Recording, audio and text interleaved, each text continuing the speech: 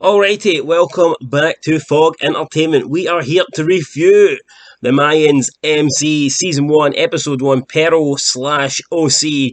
And we're going to be reviewing, analysing each scene. And if the scene was good, I'll get an up, I'll get a yay.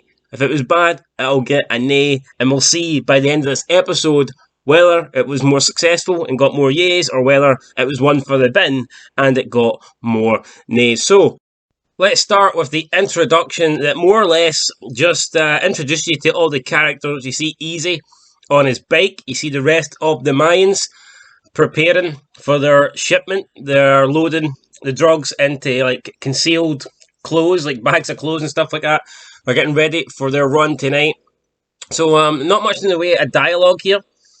We have the president of the club, Bishop, and he tells Angel to get his brother. He wants his brother on to run, didn't he? And his brother, obviously, is the main character, Easy. So Easy accompanies the club as the prospect on the run. And when they're on the run, they get ambushed. Their truck gets attacked. It gets forced off the road, tips over. Before you know it, a bunch of guys comes out with guns, holds them up, steals the drugs. Creeper, a member of the Mayans, gets shot. And he also gets a dislocated elbow, unfortunately for him. And then the attacking group get away. They shoot the bike tires so that they can't give chase, and they manage to get away with the club's drugs. And it was a shitload of kilos. Can't remember how many to be exact, but this was Galindo. This was the cartel's drug money, drugs, and this will not be good for the club. So I enjoyed it. I mean, for an introduction scene, I think it did its job. You didn't get too familiar with the characters, but what can you expect in about 6 minutes? It basically introduces you to everyone in the club, and pretty much the main characters outside the club as well, such as Easy and Angel's dad. You get Easy's. You get people. You know what I mean? That's what it is. For me, it's a yay. I think it did a good job, and it got me pumped for the rest of the show. After seeing this, I wanted to see what was next, and what was next was obviously Galindo, whose drugs got stolen, confronting the club. And he wanted to know what the club was going to do about it.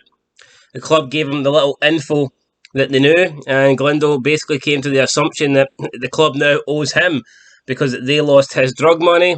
Bishop was standing up for himself and the club, saying that they're errand boys, but Galindo, they don't do what he tells them to do. But Galindo says he does do what he tells them to do because he pays them a lot of money.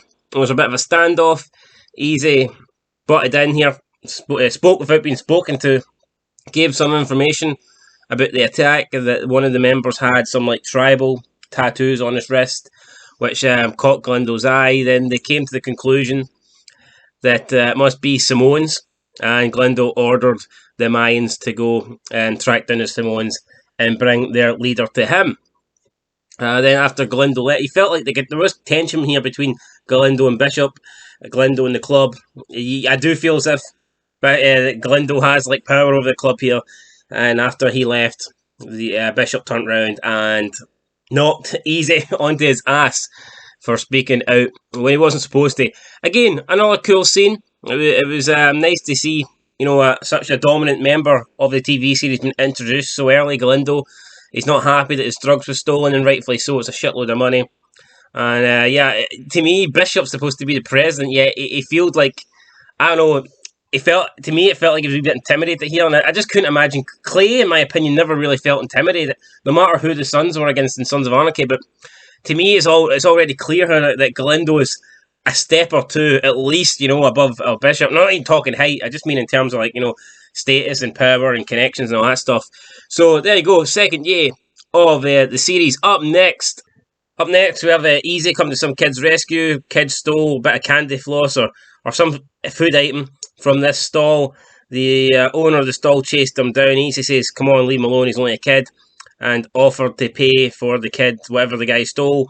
Don't know how much it was. And then a woman comes over and thanks Easy, takes the kid, tells him next time be quicker, and then walks off. For me, that's got a nay. This is Adlita getting introduced to the show. Not a massive fan of this character or the storyline or the route this character goes down, and to me this didn't really do anything. I mean, Easy, what the guy stole, why is Easy coming, why is he paying for an item that just got stolen? To me it doesn't make much sense, so I'm giving it a nay. Didn't really add anything at all. I know it was only a wee small scene, but again, just as a nay, right? It's a nay. It was no good. in the bin. We then have Easy looking across the street and he spots his former love interest, Emily, a girl that used to date back in high school. And then this triggers a flashback where she is visiting him in jail. He's basically trying to break up with her because he's got a 20-year sentence and he says he's no future. He's no future with her. And she says, "Did you make this choice for me?" And he goes, "Yeah." And then she throws him a piece of paper or some sort of form of picture. And she says, "Well, I guess I'll make this choice for you." She walks off. Easy looks at the paper. And it's actually a photo of like a scan. So it looks like she is pregnant. She takes off. Easy tries to go after her, but the guards stop him. He punches one of the guards. They tackle him down. And then we get a cameo appearance from Gemma Morrow. And she's in the background just kind of watching this as it goes on. I thought it was pretty cool, having her in the first episode. So, that was pretty interesting, pretty fun. You get a wee bit of backstory between Emily and Easy, and then seeing a cameo appearance from Gemma was pretty cool. So, I mean, I'll give this a yay. It wasn't a massive scene, but it was cool to see Gemma in the series. So, it's a yay for me. Then we had the return of Alvarez, who's obviously turning up here because that big shipment was lost. He sits down at the table with Bishop, and they discuss how they're going to go forward. Bishop seems to think that Galindo would never kill or harm a member of the Sons, but it appears that Angel doesn't seem to feel the same way. I felt like there was a wee bit of tension here between Angel and Bishop, and before they go in to have a sit down at the table, it was a cool scene where Easy's been introduced to Alvarez. Easy stretches out his hand, offers his hand to shake Alvarez's hand, and Alvarez puts the keys of his bike into his hands and goes, "Make my bike sparkle." And I thought that was a pretty cool scene. But anyway, Alvarez is back on TV. What's not to love? Great stuff for Alvarez. He had to be in this series, in my opinion. This series wouldn't. I mean, he was one when you first announced the Mayans. He was the first guy that I thought of. So Alvarez had to be in this. Thankfully, he is in it, and I'll give this scene a yay. I mean, it was good for me. I liked it. The whole wash my bike thing was pretty good. And then, obviously, sitting at the table. It's the first table meet of the series. So, you know what? Aye, big yay. We then have a butcher scene involving Reyes Sr., where he's serving a customer, packs him up meat, nothing here. The customer gives him $10 bill, tells him to keep the change. Reyes opens it, and there's a note inside telling he needs to see him tonight. So we're kind of left in the dark here. What's happening? It wasn't a long scene at all. But to me, that didn't really do much. Especially since you don't know who this guy is, and we've got no real reason. We haven't really seen Reyes apart from 20 seconds at the beginning of the show. So no real reason to care here. Nothing happened. He got paid to sell a guy a bit of meat, and there was a note inside. So you know what I mean. This gets an A. This wasn't any good. We then had the Mayans go after the Samoans, trying to bring the leader, I think his name was Afa, to Galindo. They go, they're outnumbered. A bunch of more Samoans turn up, basically tell them to turn their backs and go away, or it'll be a Mayan that's dropping in the next 2 minutes. So the Mayans look like they're running away, but they actually turn around, start unloading gunpowder, firepower into the Samoans. There's a big gunfight here. Then we get Coco, and he seems to be sniping, so I guess we can assume he's a good shot because he seems to be taking a lot of these Samoans out. Then the leader of the Samoans, Afa, jumps in his truck, tries to make a getaway, but the Mayans have reinforcements because they have called in the Sons of Anarchy. And then Packer turns up, shoots the guy in the driver's seat driving away, stops the vehicle, and then there's an embracement between Packer and Bishop, and Packer makes a joke about how we've got a Samoan sandwich with white bread and tortillas. So, I mean, that was pretty good, and it was nice to see Packer back, and it was a big shootout. So, you know what, I'll give this a yay. This was definitely a good scene. Probably one of the best scenes of the first episode, so definitely a yay, and good to see Packer back on screen. This followed by an interrogation scene after the Mayans brought the leader of the Samoans, Afa, to Galindo. They were in some sort of basement or dungeon or some underground place. I don't know where it was, but Afa was tied up. Galindo was interrogating him, wanting information. Afa gave him some information about the woman that paid them to steal the shipment, but Afa said he didn't know it was from Galindo, and Galindo says he believes Afa, but that doesn't change the fact that he still stole the drugs from him, and then says, "I'm beginning to worry about your health. You need to lose a bit of weight," and decide chops his arm off. So that was pretty cool. A bit grim as well. Fucking Awesome scene. And he's lying there with blood spewing out his arm, and his hand just kind of like falls onto the chair that he's sitting on. He interrogates him a bit more. He gets information about the Mexican rebel that got them to steal the drugs, and then he appears to pass out and I'm assuming die. Then Galindo thanks Alvarez, says that I'm sure that my father had a lot of respect for you. I'm sure that I can trust you to help me out here. Alvarez says, of course. And then Galindo asks the Mayans and Bishop to do some digging into this situation. Yeah, that's definitely a cool scene. It gets a yay for me.